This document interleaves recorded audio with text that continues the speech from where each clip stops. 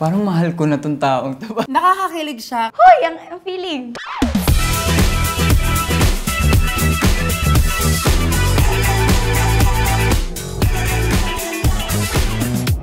What's up, guys? Welcome to EFG, where everything is fun and good. So today, we're gonna have our new episode doing...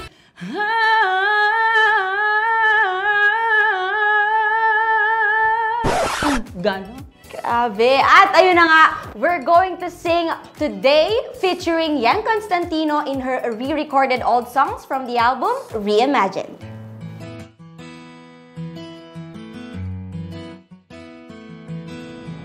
Yung kantang ito, nilagyan ko siya ng flavor para kahit paano yung mga ibang parts ng kanta ay magkaroon din ng sariling kulay, sariling touch of Henry Jimena, gano'n. Hindi ko alam kung kakayanin ko ba siya kantahin, kung paano ko siya babaliin, lalagyan ng mga kulot. Hindi ko po masyadong binago yung rendition since feeling ko ito yung kind ng song na kailangan mo siya kantahin as is.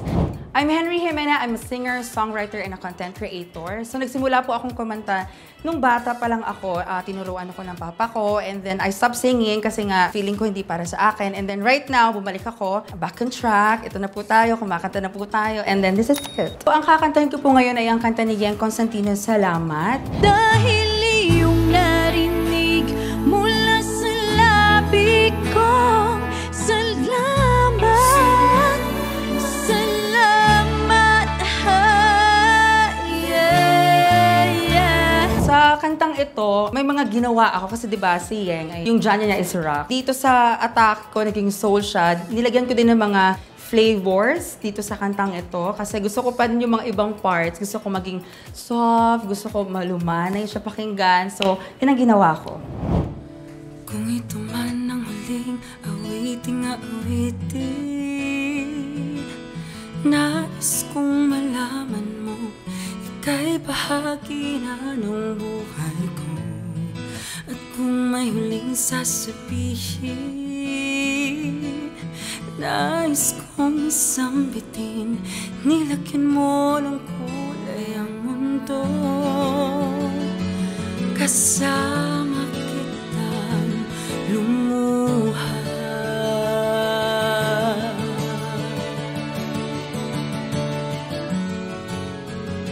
Dahil sa'yo ako'y may pag-asa.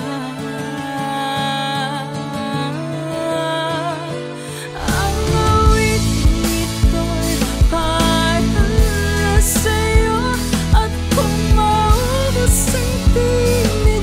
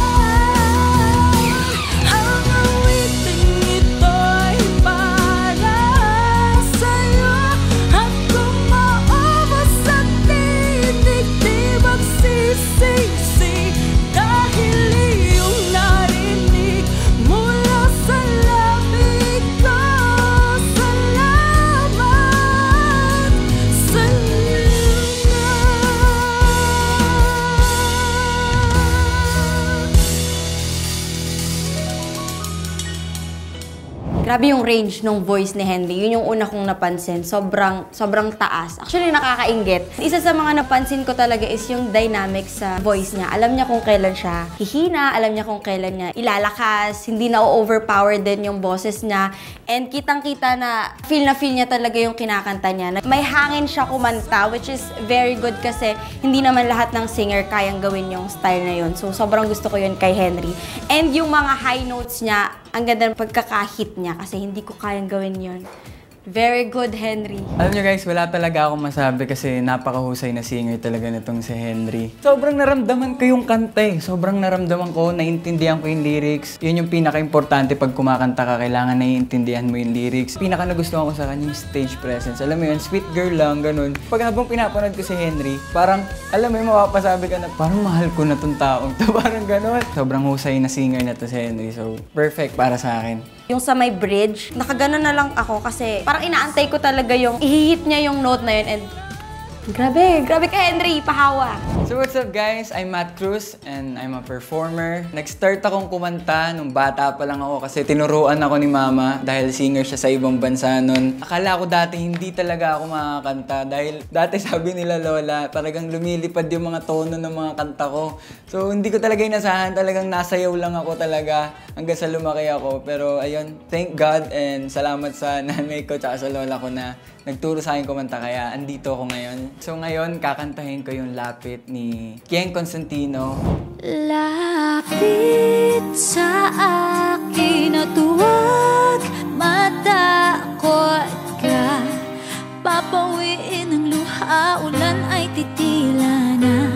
Nung pinakinggan ko isang beses yung Lapit, ewan ko, hindi ko alam kung kakayanin ko ba siya kantahin, kung paano ko siya babaliin, lalagyan ng mga kulot, lalagyan ko ng sarili kong flavor, ng style. Sana magustuhan niyo. Pikit mata, nagtatanong, anong sagot sa bakit? Pikit mata,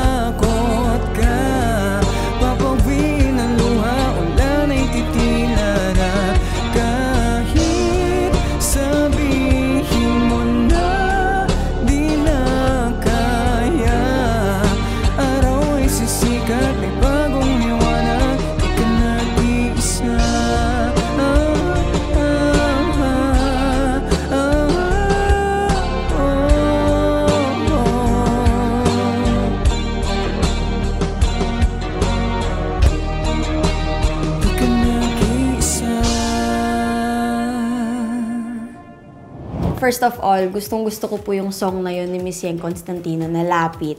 Ewan ko, parang sa lahat ng song niya yun yung pinakagusto ko. So, nung una, wala talaga akong idea kung paano mapupull off yun ni Matt kasi pang-girl siya and mataas siya. Pero surprisingly, nagawa naman po niya ng maayos, nakanta niya ng maganda in his key. So, sobrang ganda po nun. And nung time na kinakanta niya yung chorus, napapasabay ako kasi parang ang ganda lang nung flow, ang smooth niya kumanta. And I think strength niya po yung falsetto kasi sobrang linis niya mag-falsetto. Magaling, magaling. Yung voice quality niya very manly. Pag yung babae, dahil alam mo yon, pag naririnig ng babae, kinikilig talaga. Pero ako, hindi na ako kinilig. Kinilig ako konti o subusin. Ayan yung mga emotions naman niya, sobrang ganda. Yung mga pa-fade na mga parts. Sa huling mga, like yung word, like, mga ganon. Yung fade na part na yun, sobrang ganda. I really love it. Pinakagusto kong part doon yung last part ng Lapit na pinapahaba niya or pinoprolong niya yung falsetto. And no joke, walang sabit. Ang galing, maganda, sobra. Hello, I am Gigi Esclato, 21 years old, and I'm originally from Quezon Province. So, sa pagkanta po, nag-start akong kumanta nung kinder ako, nung isinalang ako ng mama ko sa school namin, na kumanta ng Lupang Hinirang. So, nung una, hindi pa po ako naniniwala or may doubt ako na kaya kong kumanta, not until sinalang na po ako. So, doon ko po nalaman na kaya ko palang kumanta. From then po, nag-start na po ako sumali sa mga school events, sumali ako sa choir, hanggang nag-college ako, naging part ako ng band. So, for today's episode po, kakantahin ko yung isa sa mga kanta ni Yeng Constantino na Ako Muna. Mabuti nang mag-isa nang makilala ko muna ang sarili.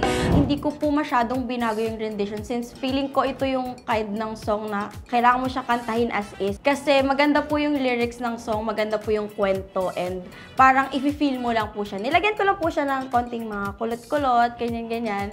Pero as is po, since I think hindi po nagkakalayo, hoy, ang feeling, hindi nagkakalayo voice namin ni Gia. Ay, charot. Minsan, parang di pag-ibig ang sagot. Kahit na sa pag-iisa ay nababago. Aanin kung paghahanap ng magmamahal. Kung sa sarili ko ay di ba masaya. Mabuti nang mag-isa nang makilala ko muna ang sarili. Pag-ibig muna para sa akin.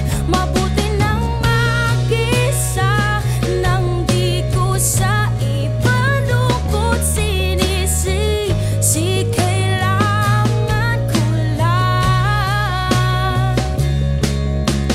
Paano ko magmamahal kung di ko kayang mahalin ako ngayon, bukas, mapapagod din lang.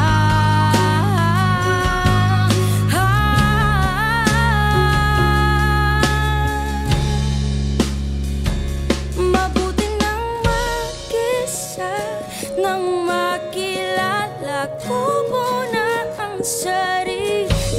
Pag-ibig muna para sa akin. Mabuti nang mag-isa nang di ko sa ipalungkot sinisisi. Kailangan ko lang ako muna.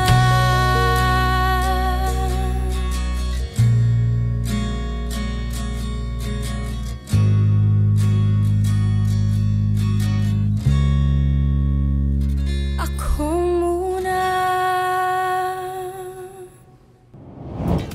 Grabe naman ang emosyon ni Gigi doon. Parang talagang naramdaman ko ang kanyang mga emosyon. Talagang ako muna. Parang ganun eh. So naramdaman ko talaga siya. Una, yung voice quality niya sobrang ganda. Yung huskiness andon, yung softness ng voice niya talagang grabe, sobrang ganda. After nung pagkakanta ni Gigi, hindi ko alam kung ano mararamdaman ko, kung basta naramdaman ko lang ba siya o kinikilig ako. Ang pinakagusto ko sa boses mo is parang meron siyang pagka-husky and nag-fit siya sa kanta, bumagay siya sa kanta. Ang masasabi ko doon sa kanyang overall performance talaga, sobrang parang dinadala ako doon sa mga lyrics na pagbibigkas niya, naramdaman ko kasi ako muna, parang ako naman, parang ganon. You know what I mean? Sobrang nagustuhan ko dun sa part, yung sa bridge part. Kasi, yun kasi yung part na parang magwawala ka na sa kanta eh. At yung emotion, full of emotions talaga. Talagang solid yung performance. I love it. I love you so much, girl. Thank you so much, Kuya JM Inton and Kuya Mark Izon, our live sound engineers. Since this is our first time to do this kind of content, if you want more, you can request your favorite songs and suggest any kinds of videos by leaving your comment and subscribing to EFG, where everything is fun and good. Yes, and who knows, baka yung request nyo na yung susunod naming i-cover. So, huwag niyo pong kakalimutan mag-subscribe and click the notification bell for more updates. Thank you!